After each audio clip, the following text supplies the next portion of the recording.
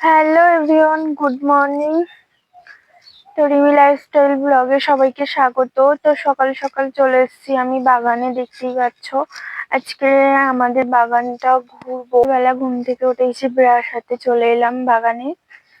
এসে আমি যেখান থেকে বাগান চাষ করেছে আমাদের, মানে বাগান তো সারা বছরই চাষ করা হয়।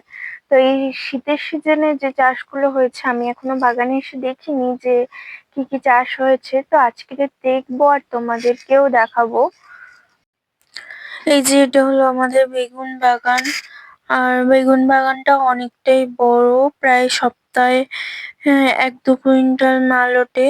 দেখো এই ফুল ধরেছে, এগুলো পরের সপ্তাহে বেগুন ধরবে।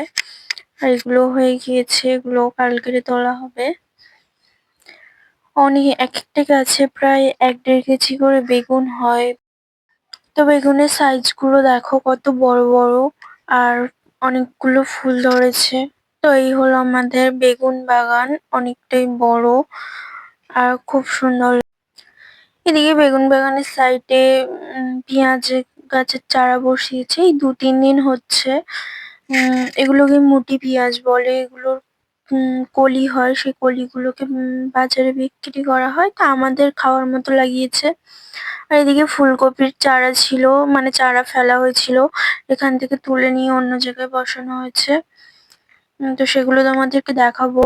আর এদিকে উলুবনের ভিতর দিয়ে যাচ্ছিলাম আরেকটা বাগানে। এটা ছিল পুকুরের এপারের বাগান, আর ওর মাঝখানে একটা পুকুর, তারপরে আরেকটা বাগান আছে।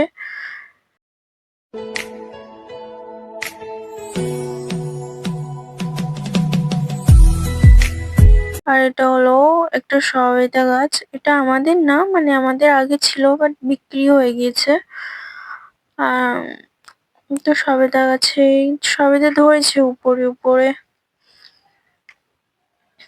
ওই বাঁশবাগানের মধ্য দিয়ে যাচ্ছে। আর এই যে এই গাছটা দেখছো, এই আম গাছটা, এটা কিন্তু অনেক পুরনো গাছ, প্রায় 1-150 বছর আগে। মানে আমি অতটা বলতে পারবো না, যতটা শুনেছি আমার বাবার ঠাকুরদাদের আমলে। আর এটা হলো আরেকটা বাগান, এখানে লাগানো হয়েছে ফুলকপি, ওর মাঝখানে মাঝখানে বেগুন চারা লাগিয়েছে।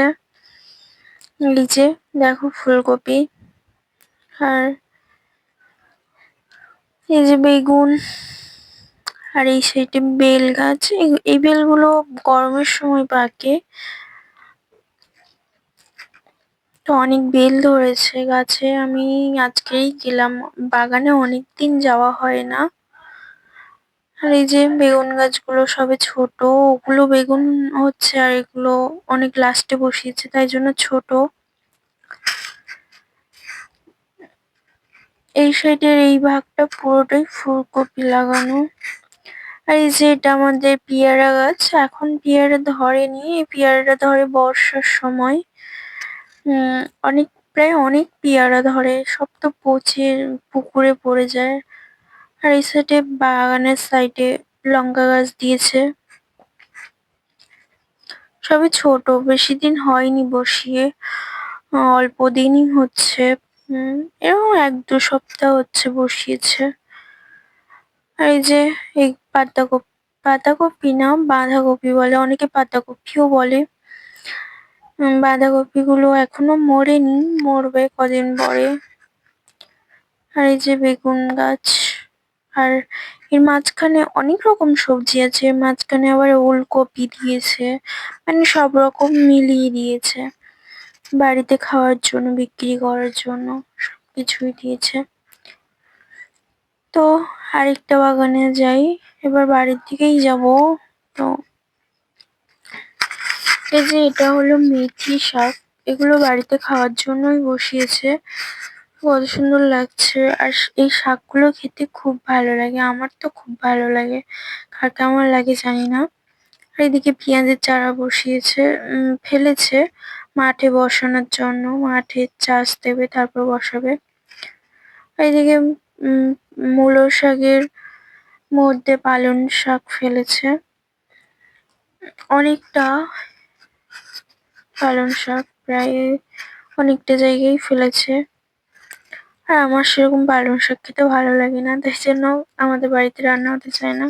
আর ওই যে দেখছো ওটা আমাদের মন্দির, ওটা অনেক পুরনো মন্দির। আমার বাবার জেঠু, মানে জেঠু, হ্যাঁ জেঠু বানিয়েছিল। এই যে এখানে লেখা আছে কে বানিয়েছে। এগুলো অনেক পুরনো, ওই ওই দাদুটাকে ডাকাতেরা পুড়িয়ে মেরেছিল, তারপর থেকে এগুলো এরকম ভাবেই পড়েছিল। বাড়িতে এসে দেখি ময়না এদিক ওদিক লাফালাফি করছে। যেই ধরতে গিয়েছি অমনি উড়ে পালিয়েছে, কি বদমাস, জানে খাঁচায় ভর্তি করে দেবে। তো ভিডিওটা এই পর্যন্ত। ভিডিওটা যদি ভালো লেগে থাকে লাইক কমেন্ট শেয়ার করে দিও, আর চ্যানেলটিকে সাবস্ক্রাইব করে দিও। নেক্সট ভিডিওতে দেখা হচ্ছে, বাই।